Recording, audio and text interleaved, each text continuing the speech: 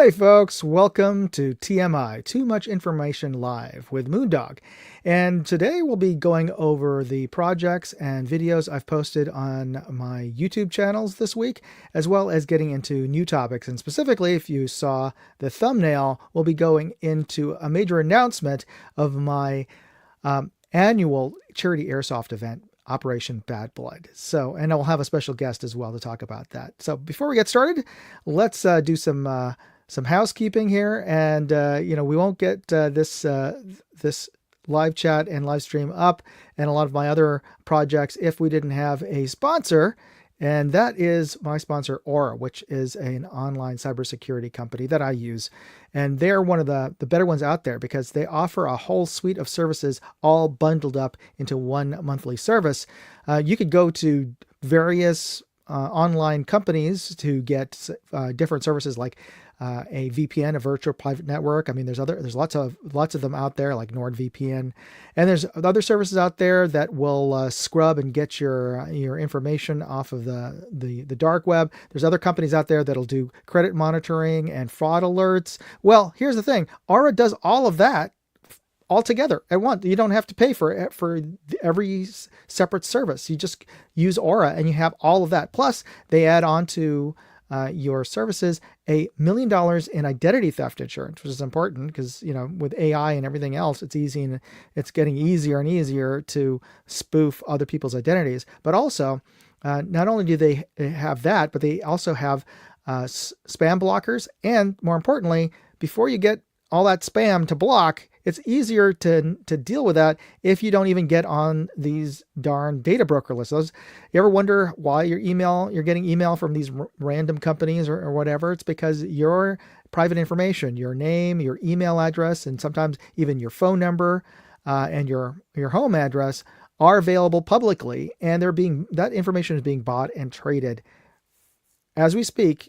It's by hundreds of different companies called data brokers online, to marketing agencies, to political organizations, to who knows who. But you can buy and sell people's information, or you can go to each of these individual data brokers and request to have your information taken off, which is in a nearly Herculean process because there are hundreds of them out there. Just use Aura. If you use Aura, you can just click on and fill in your information once, and they will go out to each of those data brokers and formally request to have your information removed. I got mine removed from I think it's 28 now data brokers out there, and they keep on requesting, and they don't ever stop. Trying to get your information off of these data brokers. So that, for that reason alone, I think they're invaluable. And here's the thing: you can try that out, try that service out, all of their services out for free.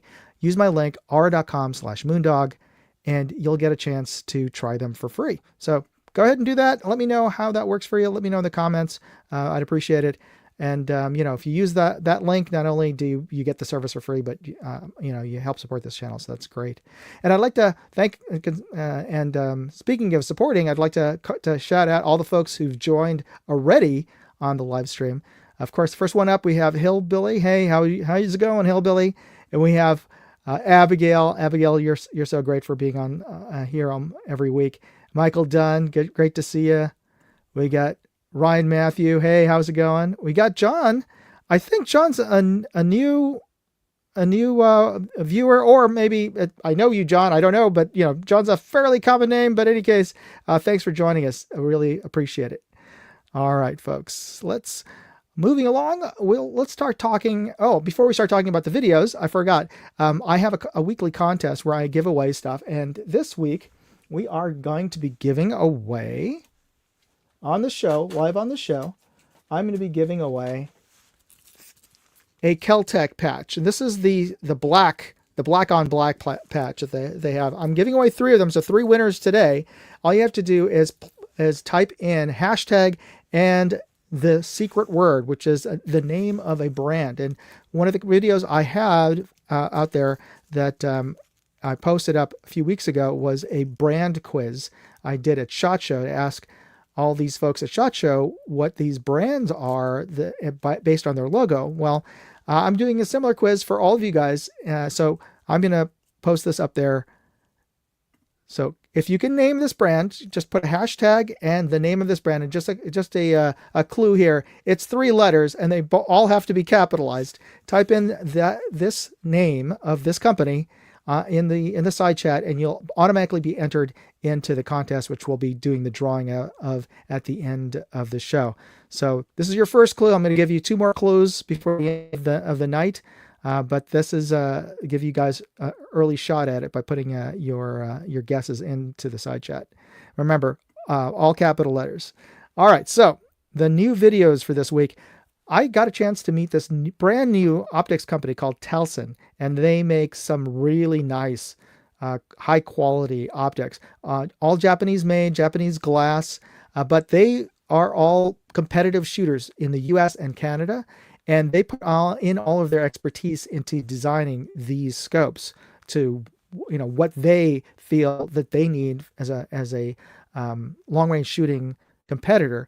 And they put all of their experience into designing these new scopes and contracting out a high-end Japanese company to build them. I mean, you can't get any higher quality scopes. I mean, the only other folks who probably argue with you are either Germans or Czechs, but yeah, they're all in the top tier. Japanese scopes, Japanese glass, Japanese ED glass, really top quality stuff. I got a chance to get an early look at their entire product line over at SHOT Show, and I posted. Let me just share a video with you of that one of the visit over there. Next, we're going to get into our Target Master series. The Target Master scopes are 34 millimeter tube. We did this so we can get all of that elevation with inside the scope, right? So we have 32 mils of elevation, and you have 29.5 mils of internal adjustments that's usable. So this actually has a 3-turn indicator, and we really designed this for a PRS style. So this one here is 10-turn. You again can set the 0 stop wherever you prefer. You spin this all the way around, and it pops up once. And then you could keep spinning. So right now this is in the middle, so that's why you're not getting the full amount. You need like a 20 or 30 MOA base to utilize it. But it pops up the indicator again, and it has a silver color, so it's a different color. So that way it's not going to confuse you on what revolution you are on. So if you see that silver, you're on your 3rd revolution. And then you can bring it right back down and right down to your 0. That's slick. And we did this. The teeth are your standard teeth and does. So this scope was really nice, and I got to say,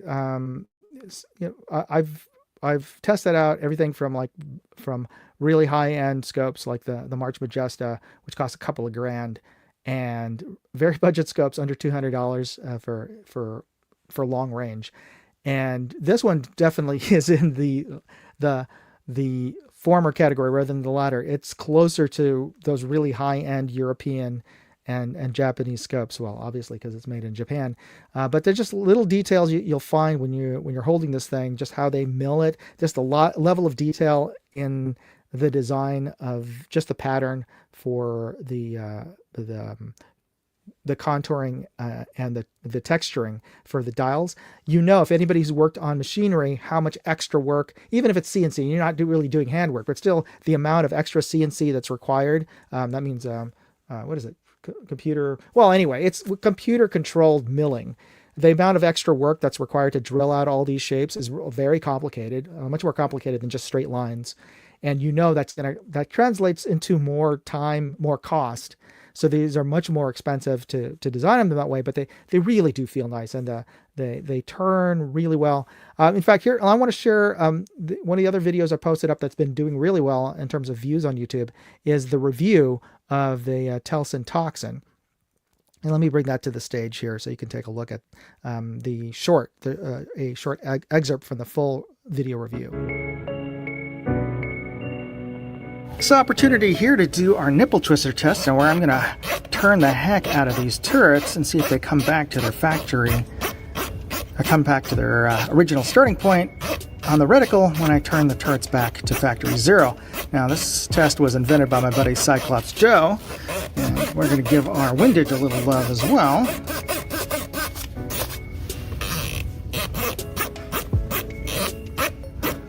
Alright, let's see if this comes back to its original aim point. I dial this back to factory 0 on our elevation, and now let's bring this back to 0 And that's back to where we started. So yeah, this passes the nipple twister test. So yeah, it obviously it functioned really well. And this particular scope, the Toxin, which I forgot to ask them why they picked that name at the booth. But I unfortunately, I had to return that at SHOT Show to them because they were such a new company. They didn't even have a lot of extra stock to display at their booth. So the scope that they lent to me, which I actually got from Gun Totin' Minnesotan, he reviewed it, got it tested before I did. So he mailed it to me, and then I brought it over to SHOT Show in Las Vegas, and then that's the one that they had at their booth to show off. And funny thing is, one of the comments I got back after on that review on YouTube was from some guy probably just trolling me and saying like, oh yeah, it's another one of these reviews. They're always glowing. It's because they get to keep the scopes. So of course they're going to say something positive. Well, I didn't get to keep this scope, so I still liked it. I still thought it was really good. Now I also thought it's kind of expensive. It's over. I think the Toxin has is their price on their website something around $1,400-$1,500. So that's not cheap. That's beyond my own personal budget, to be perfectly honest, because I'm not rolling in this YouTube influencer dough in any way, shape, or form. So yeah, I'm more in the line of I'm not going to spend more than $500 for a scope, because that's with 2 kids in school and everything else. I don't have that extra income sitting around to be throwing $1,400 on a scope. But those of you who can't afford that, I think this is a worthwhile piece of glass. You're definitely getting a scope that looks as good as scopes that cost $1,000 more. Like I'm talking like the Zeisses and the Schmidt and Benders and the Leupolds. So yeah, they're pretty nice scopes. All right.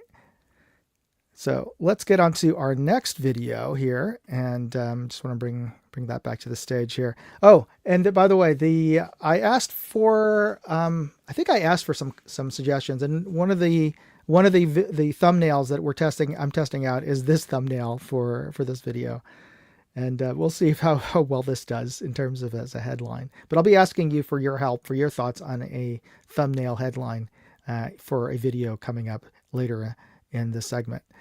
All right, so on my other channel, Moondog Reviews, I posted up some shorts from this longer video that I did over at 511 Tactical, and they make really nice tactical and outdoor apparel. And they came out with a founder's jacket at SHOT Show. Well, actually, they showed a prototype of it last year's SHOT Show, and they just announced that they are in full production, and they're actually available on their website.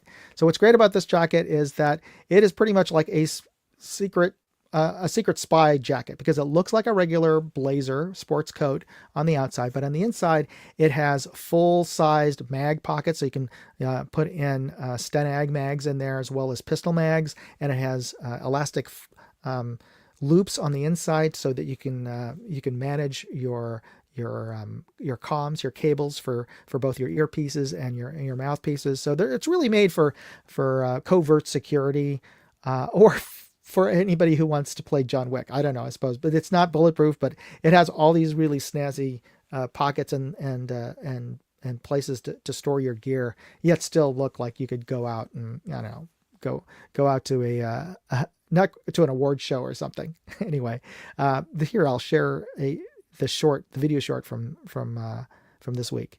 511 Founders Jacket. We showed it at SHOT Show last year. Yeah. It just became available for sale last week. We are super excited to bring this to market. This jacket was designed in partnership with clandestine agencies, is what I am approved to say. Our founder, Francisco Morales, this has actually always been a passion project of his that he has wanted to do for years. And then when the opportunity presented itself, he and the 511 product team worked with these end users to build this jacket. Hence the name change. I think it was called something else last year. It was, and as we got closer to market, the Founders Jacket just felt more appropriate. And probably easier from a copyright standpoint than the John Wick jacket.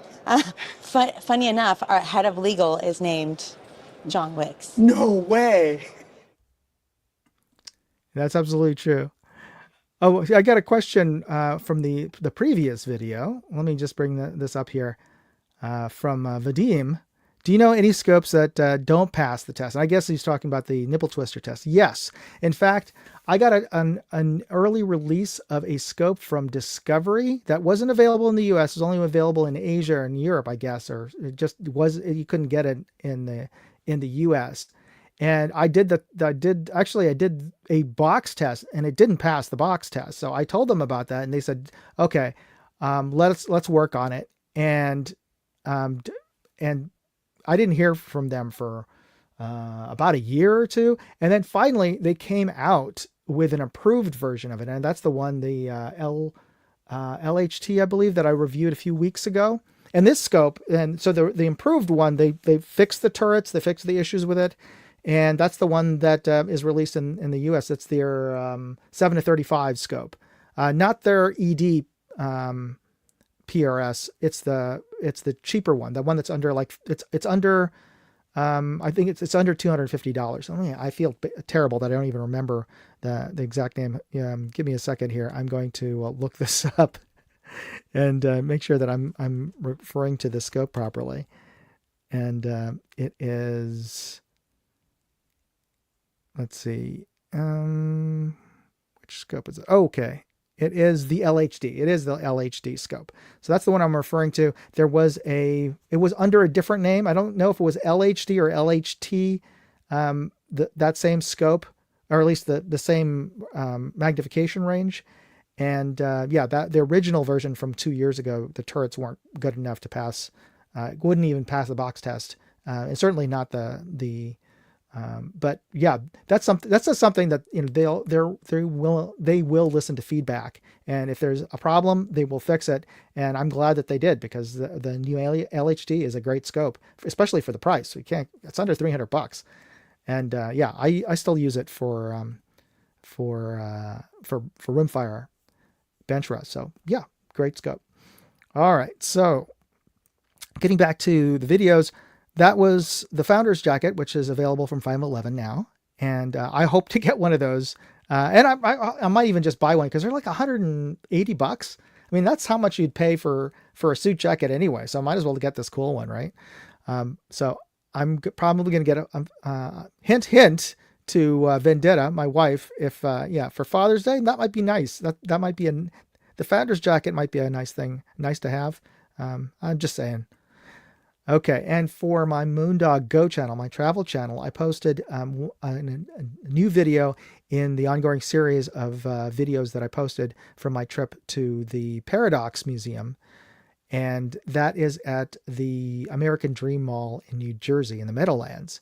And this is an interesting little sort of visual illusion test. If you look at it right now, look at those words on the board there.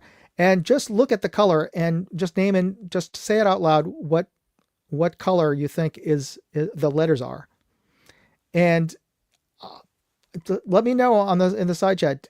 Did you say the letter? Did you say the color that the actual letters are, or did you read the word? Because that's the thing, is that your brain will probably read the word and not immediately want to name the actual color that the letters are colored in. But that's just one of the visual illusions.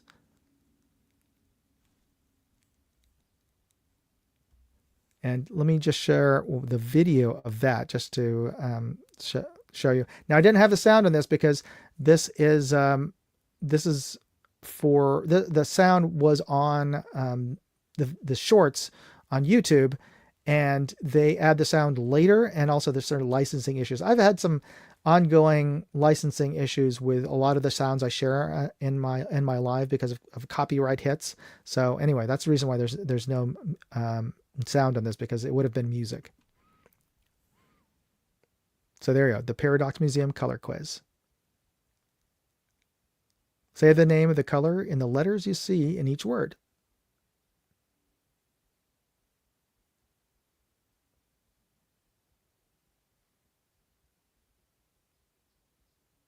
Did you read the word, or did you correctly say the color in the letters? So that was one of the visual illusions that they have. And this museum is just full of that and fun interactive exhibits all over the museum. So that's a part of an ongoing series. I posted like 12 different videos from this trip to the Paradox Museum, and I'm posting a new short every week. All right. And now we get into the video where you can help me in my next video that's coming up this weekend. So let's see if I have a sample of this here. I have a new micro reflex sight from CV Life. And let me just zoom in on this. Hopefully you can see. This is how small it is. You can see this. It is a compact micro reflex sight. And of course, micro reflex sights or micro red dots are pretty small to begin with. But this one is made for compact pistols, concealed carry. This is an RMSC footprint red dot. So it is small, but despite the fact that it's small, it has a multi-reticle. You can change the reticle. You have 3 different types. You've got a dot, a circle, and a circle, and combining the circle and the dot together. So so this is the headline that I'm going with for now, Tiny Tactical. And the micro reflex sight is the Wolf Covert X. And what do you think would be a good headline for this? So I'm going to let you take a look at this for a minute. Maybe one of you guys out there could come up with a better headline than Tiny Tactical for this thing. And let me just say some of the other features of this. It is RMSC, and it has a set of fiber optic rear sights on them. And unfortunately, they aren't. The base of this isn't low enough, at least on my particular slide, that with the RMSC adapter plate on my MOS cut slide, this was too high to use without a raised front sight. So I don't know if in your particular pistol, if you have an RMSC cut pistol, maybe this would be low enough so that you could use these without your factory iron sights. But I do like the fact that at least they made that effort to put some visual references. And to be honest, also just having them there help give me a visual clue in terms of an indexing visually to help me find the reticle in the first place. So just even having these visual clues from the fiber optics is helpful. So, and okay, these are some comments I got, but I don't believe that has to do with the CV Life Wolf Covert. I hope they have scratch and sniff at that museum. That would be kind of fun to have, but it's not a visual paradox. Maybe scratch or sniff. Well, maybe it's supposed to be a visual museum more than like a sensory museum. So no scratch and sniff. I don't know, and I don't know what, but it would be kind of fun to do that color test with smells like banana or whatever for different colors perhaps. All right. So so nobody has any thoughts on the Wolf Covert? If not, we'll move on. But just wanted to share that with you, and maybe you guys have any additional thoughts on the Wolf Covert. It's a tiny reflex sight. It has multi-reticle. It runs off of a battery. It's not rechargeable, so it runs off 16250 or 16350. I forget the number. I have it in the video that's coming up. So it is a smaller one, and it has a side tray, so you don't have to take it off.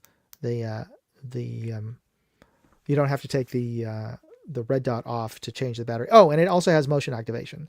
So you got motion activation. You've got changeable reticles. Really, it's a full-featured red dot in a tiny package. At least a lot of even full-size ones don't even have a changeable reticle, which I particularly like. All right. That's okay. So Michael Dunn says, I'm drawing a blank. That's all right. I just wanted to get you guys' input, and I'll be putting this together, the video review of this together, and hopefully getting this up for a release this Sunday. And I'll also be posting shorts later in the week for this, as well as coming up will be some video of the visit over to Monstrum. So be sure to check that out this week, because they've got a bunch of new products, and you'll want to see some of their new scopes coming out, the new optics. All right, so let's get into our next clue for the brand of the week. And so this is the logo of the brand that we're talking about here. And so you just put in the hashtag and the name of the brand.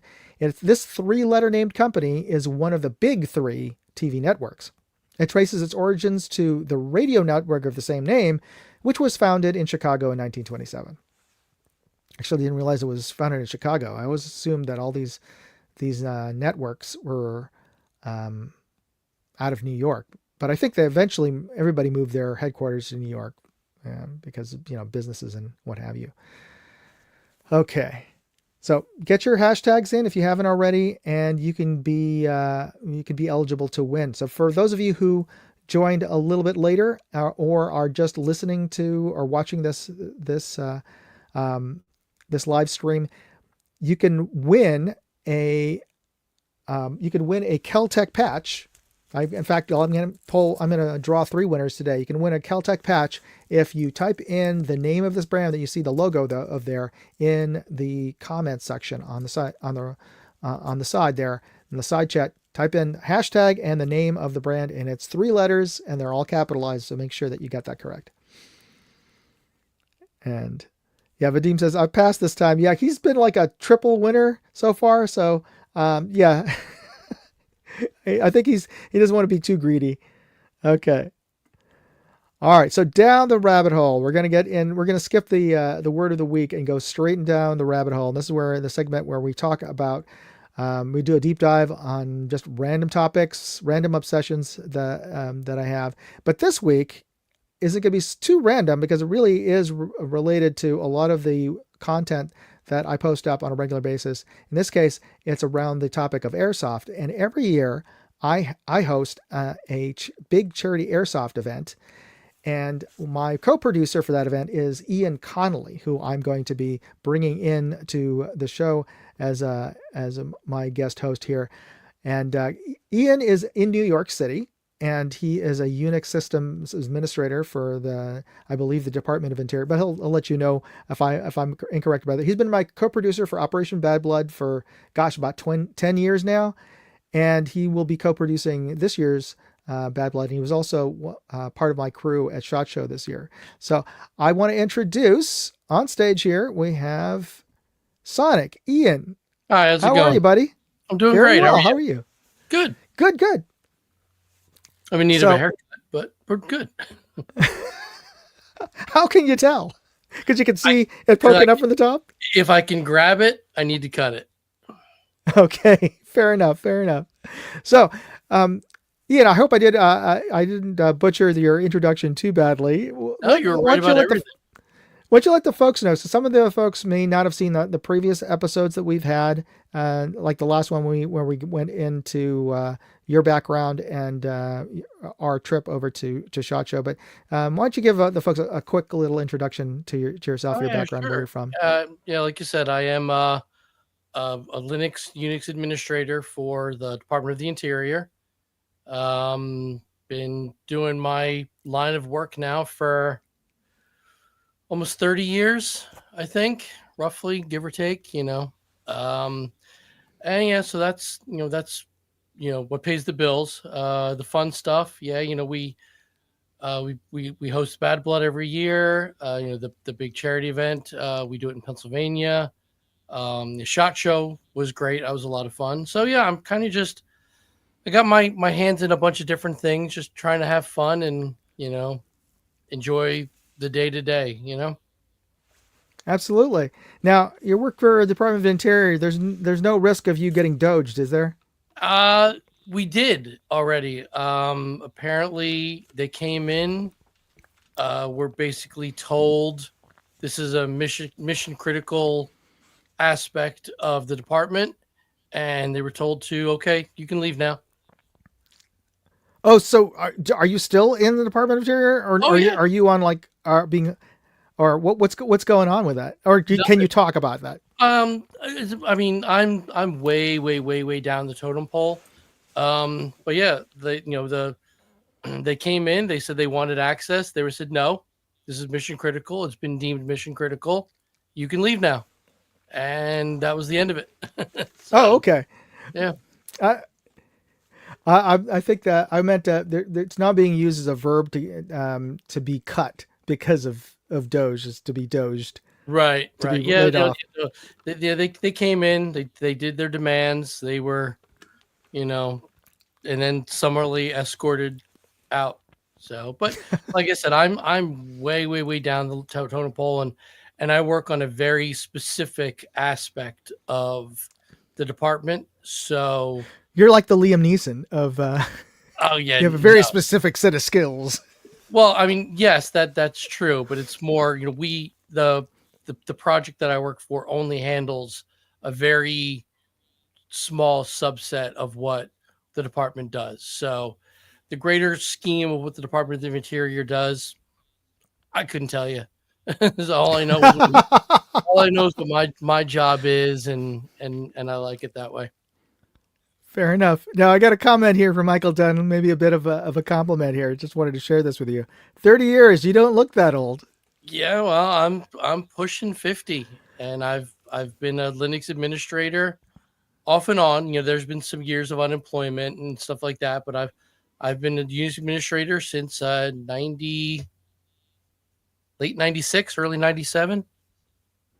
So, Okay, it's not bad. That's not bad. yeah. Oh, we've got so I don't want to steal too much. I'm gonna save up John's comment until we make the official announcement here. But Tim Mooney said, "What is it? Pseudo apartment." Yeah, I get it. Yeah, I get it. Now I see that you have your Scots flag up today. I everything behind me. This is my home office / where all the crap goes. So what's behind me is not exactly aesthetically pleasing. So I've got the little privacy screen. I was like, yeah, that's boring. So I took one of my dozens of. I'm an unofficial junior flag enthusiast, I guess we'll call it. I don't even know what to say. So I've got like a couple dozen different, country flags and organizational flags and stuff. So I was like, yeah, let me grab something nice. So I think this one is actually, yeah, this one is actually the Scottish Football Association. Ah, Official. okay. I didn't see the central emblem until you moved your head. Yeah. Yeah. So Okay. that's the association that runs national soccer. Oh, and I forgot. Is it Glasgow that you're a fan of? Yes. Well, Yes. there's four Oh, teams. there's two. Are the Four, four? there's four teams in Glasgow. Actually, there's probably a couple dozen, but there's four major. Okay. Glasgow. Yeah, I'm a Glasgow Celtic supporter. Right on. So I don't know if you folks out there are big associated football fans, or as we call it, soccer, Right. here in in the land of the free. But if for those of you, let me know if you guys know or are fans of any of the other teams in the Scottish Football League. And we got a comment from Hillbilly. Wow, got rid of the wasteful spending. Glad you wasn't cut, but the government should be transparent no matter what. This is true. Oh yeah, I completely agree. Yeah, luckily, as far as I know, no one was cut from my project. That's not to say that other people from the department, which is tens of, if not more, thousands of people, but it's not to say somebody wasn't cut, but nobody from my project was. So that's nice. Tim Mooney says, "Fun with Flags podcast from Big Bang Theory." Yeah, Is exactly. there? So I'm missing this reference. Did they do a Fun with Flags podcast on one of the episodes? It was a running thing, actually. I Oh, think okay. that the Sheldon character was doing it for over a span of a few seasons. Was doing fun with flags, and yeah, I'm not that bad. I'm bad, but I'm not that bad. I probably do this in a future down the rabbit hole segment, but I remember seeing a video essay, or at least a video about rating different state flags. And Yeah, some are yeah, really bad. and I agree with one of the assessments, and my philosophy is that if you have to put the name of your state in your flag, you fail. Hmm. Because yeah, you shouldn't have to use the words of it, and that includes California, by the way, which I actually like the flag, except for the fact that it says California on there. So Yeah, I give my wife grief every once in a blue moon. She's from Washington State, and their flag is just a green field with George Washington on it. well, Okay. yeah, But yeah, I'm from New Jersey. We actually have a pretty cool flag. Um, New York's is actually very similar to New Jersey's. yeah. Is Um, that because they were founded about the same time, or is it? I don't know why it was. Probably Was something like a that. You know, trend? there's a lot of cultural similarities between the two, so I think they kind of just, it was just one big landmass of Oh yeah. people that we displaced. So let's at least put them on a flag, I guess. I don't know. Well, one of the things, and you could fight me on this, is I always thought Staten Island should be part of Jersey. Oh, absolutely, 100%, Yeah, 100%. I don't even know why it's part of New York, It other doesn't. than It doesn't vote like New York. It doesn't act like New York. it's just geographically. It's like Geographically closer. you could. Yeah, I looked at my son is a huge subways fan. The trains, and we took a trip a while ago out in Staten Island, and we took it to the very end of where their subway system ends. And I was looking on a map, and that tip of Staten Island to Perth Amboy, New Jersey, is only like 1,200 feet or something like that. Yeah, Like, you could practically throw a rock or yeah, garbage. yeah. So there's no reason it shouldn't be part of New Jersey. So Absolutely. All right. So the reason I brought you in, and thank you for joining me today at a very short notice. It's because we have a bit of a big announcement to make. we do. Yeah, and that is, let me bring up the graphic here for this. And that is because we are announcing Bad Blood officially is going to happen on June 27th to 29th this year at New Milford, New Jersey. And so a lot of folks have been, yeah. Oh, sorry, Pennsylvania. Thank you. I got Jersey on my mind. Yeah. So Yep, New Milford, Pennsylvania. Yep. And for those of you who don't know, that is between Scranton, Pennsylvania, which is on the northeastern corner of Pennsylvania, and Binghamton, New York, which is very south central New York State. So it is about 3 hours from New York City, driving wise, thereabouts. If you catch it right, like it's taken Todd and I 6 hours before. With traffic. It's taken us forget about it. So it really all depends on how you want to go and what time you leave. We got stuck in Lower Manhattan for a good 2.5 hours. Yeah, just getting out of Manhattan, trying to get through the tunnel. So, but yeah, it's a great location. We're going back to EMR Event Park. Great location, great staff, great facilities. It fits everything we need it to be for how we do Bad Blood, and it's gonna be a great time. Absolutely. John posted up here. He's about 45 minutes from EMR, so he knows it quite well. So awesome. I hope that, and I think he posted up a little bit. There we go. I see that here. He's going to Bad Blood this year for the first time. So great. I'm glad that, John, that you joined us for this. And if you have any other questions, if you have any specific questions about Bad Blood, please post it in the side chat, and Ian and I will try to answer as well as we can. Now, Ian, you're going to be taking. I've asked you to take a more of a front seat role in this year's Bad Blood, which I'm really excited, and you're definitely capable of doing that. Do you want to? I know that you want to share maybe some of the dates. I know that you're going to be planning on having a regular live stream specifically for the folks who are attending or interested in attending Bad Blood. That's correct. Do Do you want to share any of? I don't know if you can do a share screen, or you want me to do that. I don't have anything up. I wasn't prepared to do that. But basically, starting March 6th, it's going to be so next Thursday. Yeah, next Thursday. Mm-hmm. Every 2 weeks until June, we're going to be going live, discussing different topics about Bad Blood. So I'm going to try and keep the conversation from kind of just devolving into us just being whack jobs. So I've got an agenda that I like to do. I've got some fun topics I think we're going to talk about, ranging from what is Bad Blood, why are we doing this, to meeting with the leadership of the different teams, talking about how the the NYC Airsoft specific rules that have been created over the years, how they affect Bad Blood, different people you're going to be dealing with on the field, staff wise, and stuff like that. We're going to have some special guests along the way.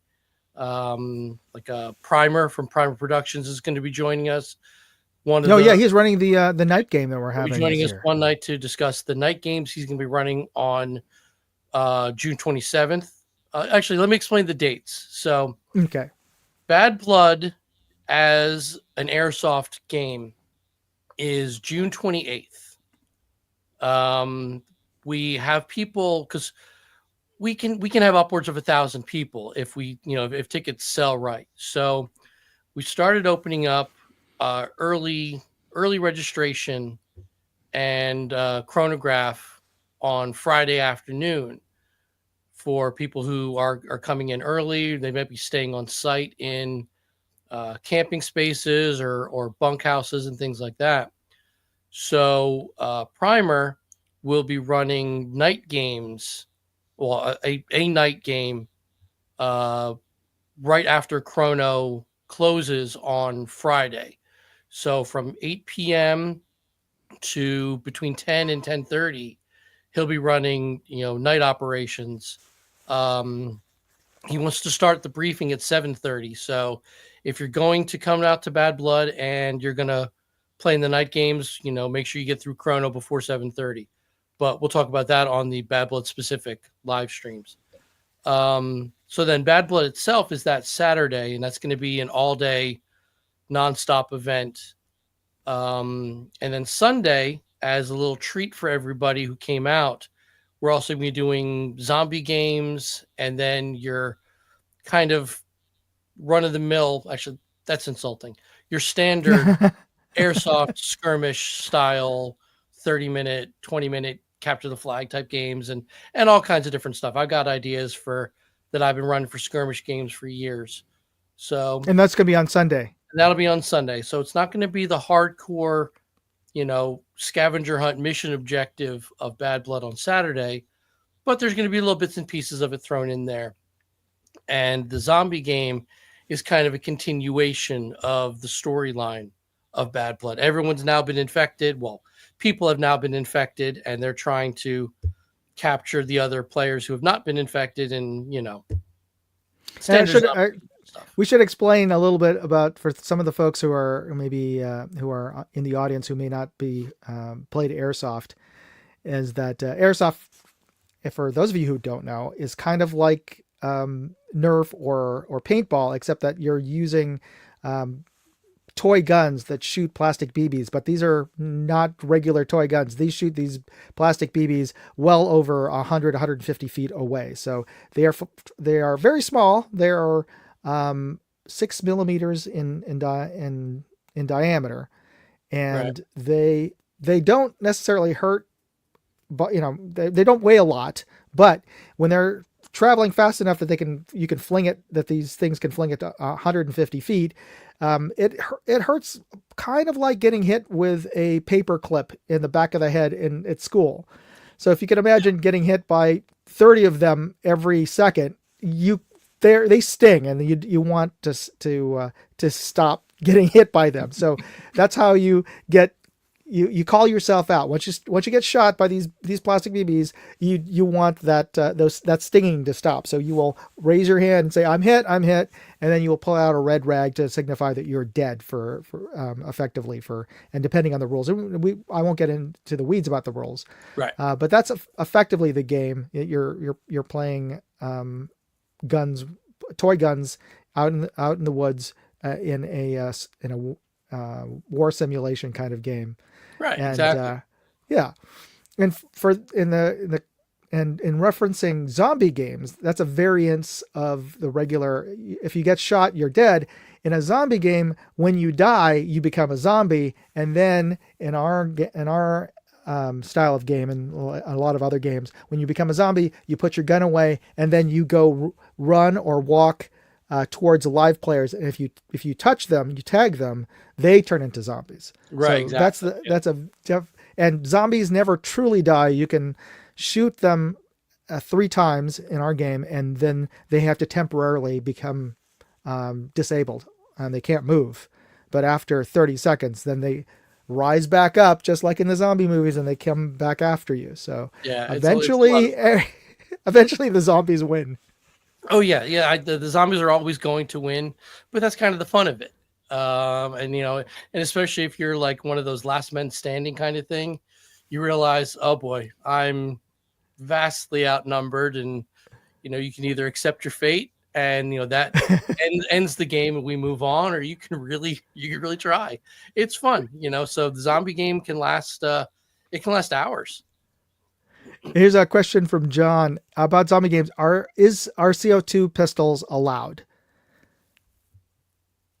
And in this case, we generally don't. Depends on well, we might revisit that, but generally, the reason we don't is because I don't really know of any commercially available CO2 powered airsoft gun that you can regulate the velocity. Right. Yeah. Of, So for Bad Blood and for your standard airsoft type events, we have the velocity that your BBs can fly at set to a maximum.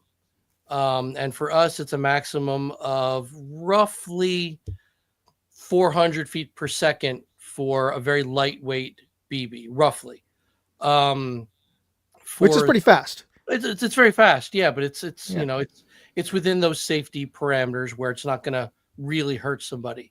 For a zombie game, since the zombies are actually trying to put their hands on you to tag you, obviously you've got really, really close quarters. So to shoot somebody at 5-10 feet at that kind of velocity can do some real damage to them. So we try and limit the zombie game to lower power stuff.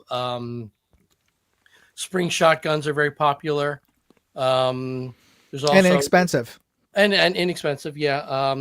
There are some pistols on the market that are spring and even electric, which aren't going to break the bank, and they're pretty low power.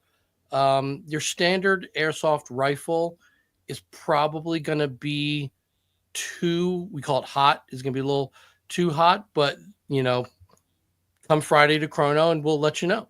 Because what Yeah. is going to pass for Bad Blood might not necessarily pass for Dead Blood, which is the zombie game. Don't take offense to it. And if it's one of the things, if you really want to participate and you don't have something that is compatible, be a zombie. Oh yeah, that's true. Good point. A lot of guys will opt just because it's a lot more fun to run after folks and do the zombie thing. Some guys come really prepared with like masks Oh yeah. and is it ink and death whistles? I Yeah, believe that those things are called. I've heard of people do that, but yeah, basically because it's in the morning, so it's not going to be super scary. We have done a night zombie game though. That was fun. Yeah. Hope that's a whole other safety Yeah. issues concerned with that one. Yeah, but we have done that. Whole nother world there. But yeah, just if you don't have an airsoft replica that's going to meet the requirements, just opt to be a zombie. You probably have more fun because you're going to win, and there's Indeed. no you're going to get hit a lot, but so what? That's part of it. One other thing I'd have to and John says, I did not know that as a possibility, so you might just do that. One other recommendation I'd have for you, John, is look into getting a pump shotgun, a BB shotgun, a 3-shot one, because those are super effective in the zombie game. They have good range, and the shells that are your magazine have, I forget if it's a 10 shot capacity, basically, because they hold like 30 BBs inside of them. Yeah, something like Could that. be, and because it is 3 shots in basically every time you're shooting it, it shoots 3 BBs out. You effectively really only have to hit the zombie once with it, and they'll go down. So it's probably the most effective weapon you can use in a zombie game is a 3-shot pump Yeah, Springer shotgun. one of the great things about the zombie game too is nobody's in it to win it kind of thing. So Mm-hmm. we don't get those the hit calling problems we get from larger games. These Yeah. zombies know they're gonna get hit, so they just take it. And if they see somebody aiming at them with a pump shotgun and then they feel a hit, they're gonna take all 3 because it's part of the fun. So yeah, you might just save yourself a little bit of time, hit them with that shotgun, and then take off running because they're gonna that 30 seconds before they get back up is not as long as you think. Oh And yeah, true. fun, yeah. And of course, this one of my strategy whenever I'm a zombie is you have to wait at least 30 seconds before you can come back. But it's often wiser to wait more, because when you just keep on waiting and the live people around you start to get complacent and forget that you're there, and that's when you can sneak up on them. I used to do the whenever I played a zombie, I used to do the Michael Myers, Jason Voorhees kind of thing, where I would just lay there silently and then just randomly just sit up and just watch people run. It's hilarious. So these are the fun things that you can participate in at Bad Blood this yeah, year. And of course, there are our big event as on Saturday. We've had as many as 1,200 players. yeah, So and the field can accommodate that. And they do have the field is EMR Event Park in New Milford, and they even have not cabins. they're cabins. They're Essentially cabins. yeah, they're I think Timmy calls them bunk houses. But yeah, Bunkhouses. Thank you. yeah, they're rentable cabins, but also there's ample camping slot space, to pitch a tent and stuff like that. I'm not going to give any information about the renting of camping anything Oh yeah. yet because EMR isn't going to be taking reservations until Bad Blood tickets are live, which hopefully is in the next couple days, but we'll see. Mm-hmm. And for everybody out there who's interested in this, the camping and the bunkhouses are handled by EMR, not by EVIC. So EVIC is where you buy your tickets. Everything else is handled by EMR. So just be sure that you're not asking for a reservation over at EVIC and vice versa. Right, exactly. Which I mean, and they're both going to get those calls. It's going to happen. Yeah. But where was I going with this? Yeah, so EMR's hosting us again. There's going to be some good things happening there. I've talked with the owner last week, and we discussed some things that from last year that are going to be addressed, and very happy about that. For John Great. there, who is obviously an EMR regular. One part of the field that I've always found to be a bit kind of treacherous, pardon me, there's this big wooded, let's answer this question. Yes. Yeah.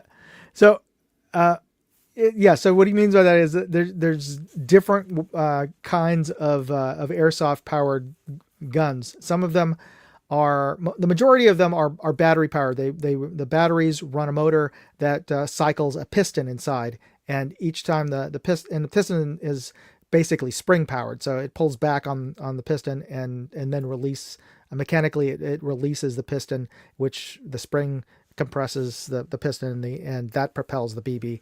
There are ones that you use CO2 canisters, those little ones, but there's also ones that are effectively powered by the same kinds of high pressure tanks as paintball guns. In fact, it's the same regulator and rigs. It's just you just tap into an airsoft gun instead of a paintball marker. Right. So yeah, so one part of the field that's in between a couple major, very popular obstacles on the field has always been a little kind of treacherous. Like I said, it's relatively overgrown with grass and weeds. And according to Timmy, the owner, the previous owner had these kind of World War I trench ideas that never materialized, but EMR was never in a position to really do anything about it. So it was kind of just part of the course. Their plans now is they're under a major sheet of ice. So once the ground thaws, they're actually going to Okay, good point. filling all those trenches. So that whole area is going to be relatively level now, which is great. Oh, that's going to be be interesting. Yeah, I think it's going to be, honestly, I think it's going to be great for gameplay because, you've got this relatively large open area that kind of bottlenecked itself by accident because people have to cross over these small land bridges and things like that.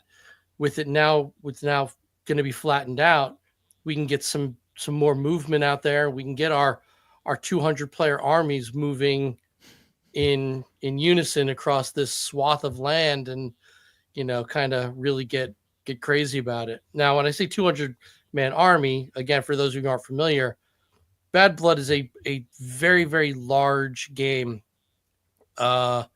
being contested by, we always say 4, but it's actually by 5 armies. Sure. Yeah.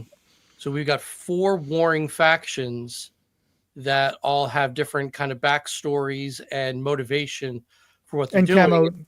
And different camouflage patterns to differentiate them on the field. And those teams are going to have anywhere between 200 and 250 people, depending on where we go with that.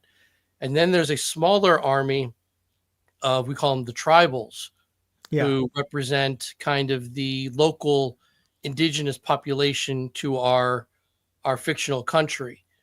And they're there as just antagonists against everybody. So you've got these invaders. Yeah. You've got these 4 warring invaders who are marching around the field all day long. And then they come across these little pockets of resistance of guys wearing Hawaiian shirts and flannel jackets who just don't want you there. And they really do add to it. So you've got your objectives as far as the warring factions of Bad Blood, but at the same time, you've got a whole nother army who just doesn't like you. And they want to make your day miserable. And they do a very good job of it. Kind of like Deliverance. Yeah, exactly. Oh, so I got a couple more questions about airsoft. And we did forget one, which is forgot the propane. So a lot of the pistols and some rifles actually run off of an internal reservoir in the shape of a magazine, and you load it up with camping propane tanks with an adapter, and it's just the liquid propane as it expands becomes a gas. That is the actual gas that both expels the BBs as well as cycles the slides. And they're great training tools if you ever want to do dry fire at home to run, and a lot cheaper than running off of CO2 cartridges, by the way. But it's a great way to do pistol practicing at home. Dry firing is using an airsoft green gas, as they call it, which is really just propane. You can, you got to get a couple specialized tools, but you could get yourself, a Coleman gas can, the nozzle adapter, and a tiny little bit of silicone oil, just to kind of, because propane is, can really, dehydrate the internals of those replicas. So a little bit of oil in there, and you could dry fire to your heart's content for after you get the little, the adapter and stuff for what's a Coleman tank run these days? $10, $15? Yeah, about $15 now. As opposed to, getting 20-ish shots out of a 12-gram CO2 cartridge that you gotta buy a box of those. And they're not expensive, but they're not cheap, and you can't refill Yeah. those. You can get propane refilled. Yeah. So, All right. I've even seen So this, people with the like teams who all run on green gas with the oh, big true. old propane tanks and an adapter hose, and they'll just that's crazy, But like they're out there barbecuing. No, they're filling up their pistols. And, it's great. Yeah, the only downside is because of all the scent that they add to the propane tanks is it ends up smelling like farts Yeah, if you use yeah, them too often. but it's eh. You're in the woods. You're playing army guy in the woods. You're gonna complain about some egg smell. Trust me, there's worse smell out Yeah. there. There's ofters. Well, I we'll leave it at that. The smell the smell of rotten eggs and farts and in airsoft. Okay, but I want to thank Ian for joining us and making this announcement about Bad Blood. If for those of you who are out on the East Coast, I hope you come and join me and Ian and just have a great weekend. And we're raising money for Breakthrough T1D, which is the largest type 1 diabetes charity in the country. They raise money for diabetes research to try to find a cure for type 1 diabetes, formerly named the JDRF, which was the Juvenile Diabetes Research Foundation, but now they are Breakthrough T1D. Is the organization. So we're raising money for them. We're giving half of the proceeds, the game proceeds, and which we've done every year. So if we've raised well over $50,000 for diabetes research. So come out and let me just bring up the graphic again so we have the dates correct on here. June 27th to 29th, and tickets will be going on sale. They'll only be available at evic.com, and they are not available yet, but you can go find the page on there, and currently it says sold out, but that's because the ticket listing is being finalized, and as soon as everything is all they've done the double checks on the coding and whatever, those tickets will go live and they'll be available to purchase. But right now they probably say last time I checked they say sold out, but it's only because the tickets aren't live yet. But so go to evic.com, evike.com. In the next, probably the beginning of next month, it'll be up, but we don't know for sure, right? Right. Yeah. Hopefully we get a little bit of, head start, and say, hey, it's coming.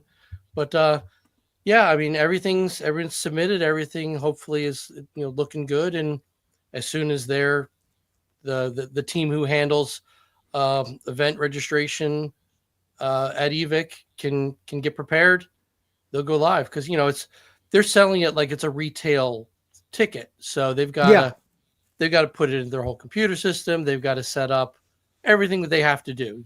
So it's not like, okay, here's the picture that we drew, start selling our tickets. It's not like that, but it's not too far off from that either. Yeah, so, and more than likely, you're probably going to need to buy a few extra gear, or maybe some more BBs anyway. So might as well, since you're on evic.com buying the tickets, buy a few more extra items you're going to need for the event. And you touched on the most important part is this is a charity event, so you're not going to break the bank if you are going to come. It's only going to be a $60 ticket, so your $60 is going to a very good cause, a good place, and you're going to get 3, depending on when you come out, you're going to get 3 days of very varied gaming out of it. So it's a win-win in our books. So as long as you come and you're happy and everything went the way you wanted, everybody turns out great, and it's another success for us, and it allows us to do it again next year. Absolutely. All right. So, Ian, can you stick around for the contest that we have today? Absolutely. Okay. Let me bring that up. And we're near the end of the show, so we're going to be doing our final clue here. Let me just share this with you. So the final clue for the Keltec patches that we're giving away,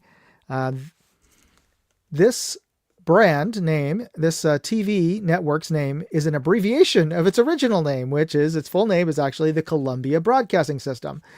And so hopefully you should at least figure out what if you use the those 3 words and just use the first 3 letters? That is the name that you have to type in the hashtag on the in the side chat, and you'll be automatically entered into the contest. So we're going to be drawing that.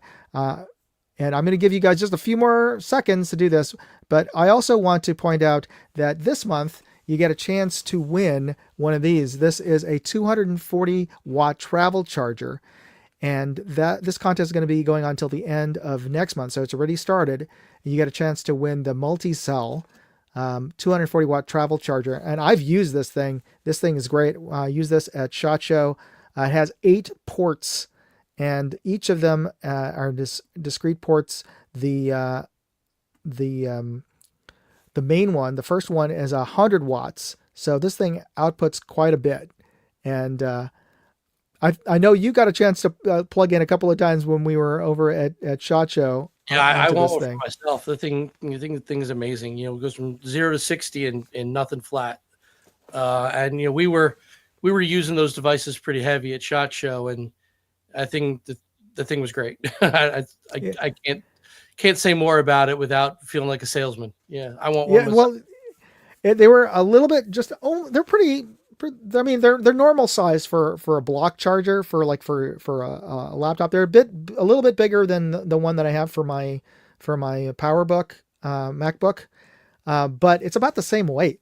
And with 8 ports. I mean, my laptop battery adapter or wall adapter only has 1 port, so this has 8. So yeah, it's a total game changer. I'm looking at my desk right now. It's not much bigger than an external hard drive, so it fits in a backpack. It fits in a whatever you want, and I think it's great.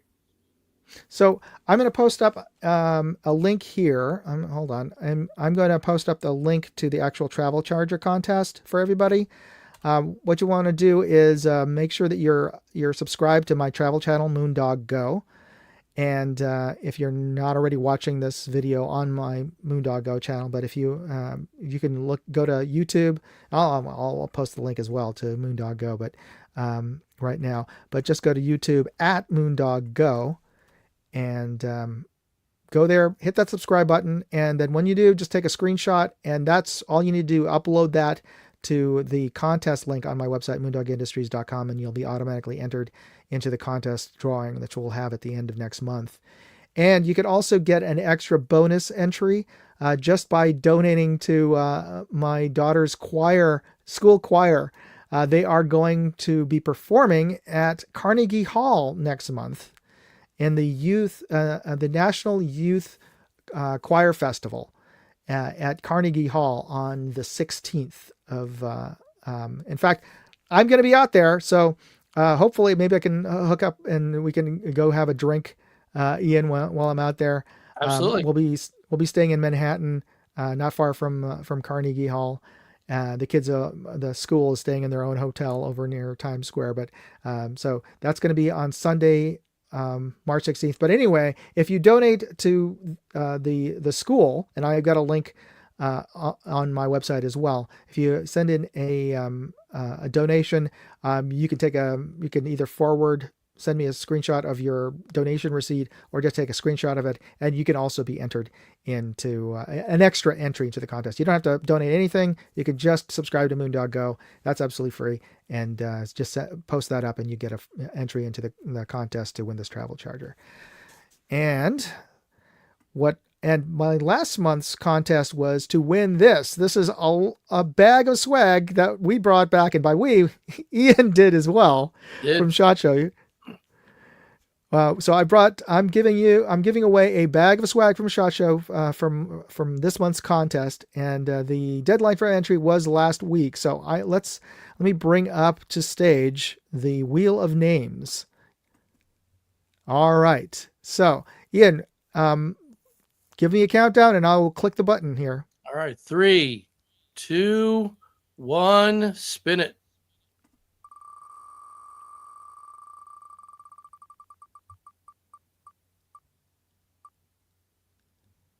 Michael Dunn. All right. Congratulations. I'm going to screenshot that.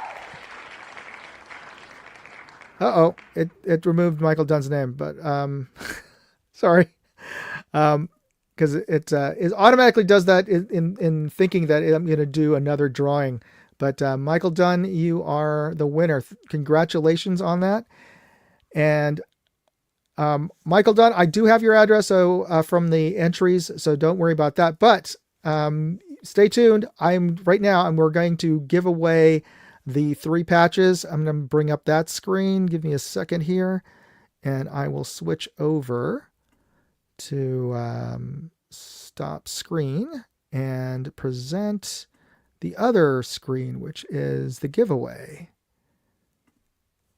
And why don't you go ahead and count this one down, Ian? All right, and 3, 2, 1, draw.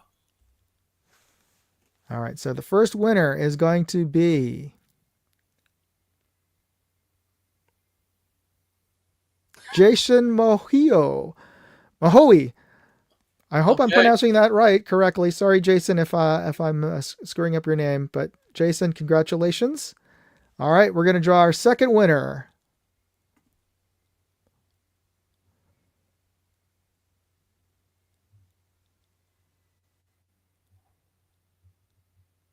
Hillbilly. Congratulations. And thank you again, Hillbilly, for letting us share your StreamYard for this live stream. And our third winner is going to be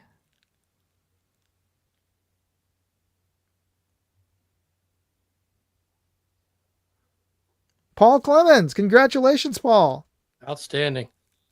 All right. So for everybody out there, except for Hillbilly, because I do have his contact information, please email me let me give you at moondogairsoft@gmail.com, and I'm going to post up my email there. Shoot me your mail to address, and I will mail you these patches straight away as soon as I get your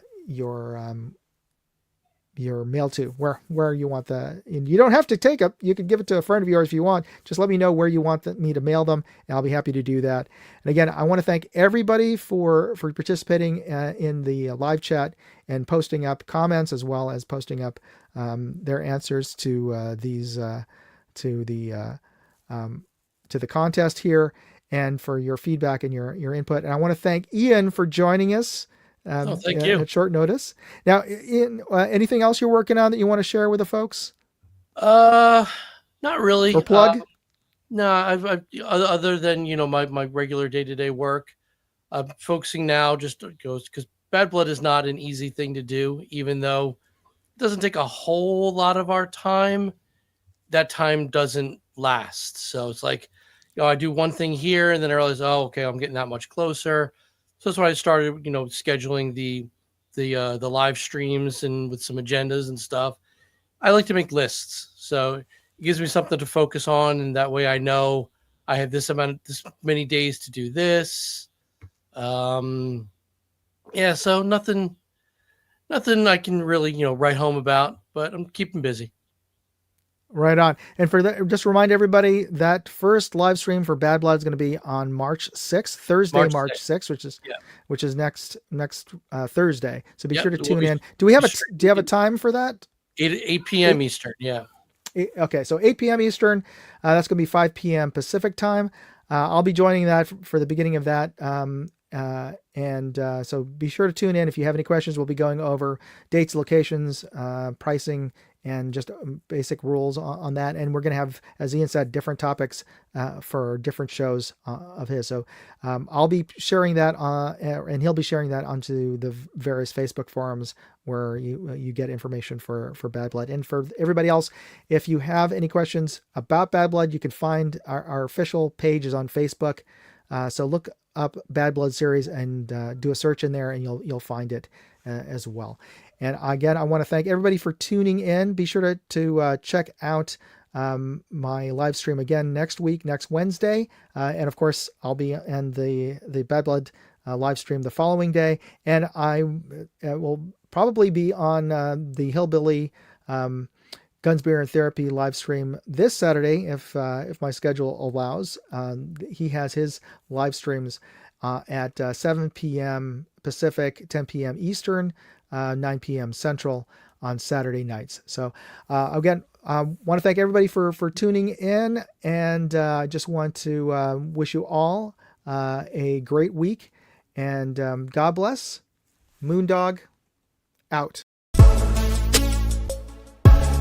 Hey, I'd like to know what you thought of this video. Leave me a comment or chat with me on Facebook, Twitter, TikTok, MeWe, Instagram, or Locals. And if you want to see all of my videos, go to moondogindustries.com.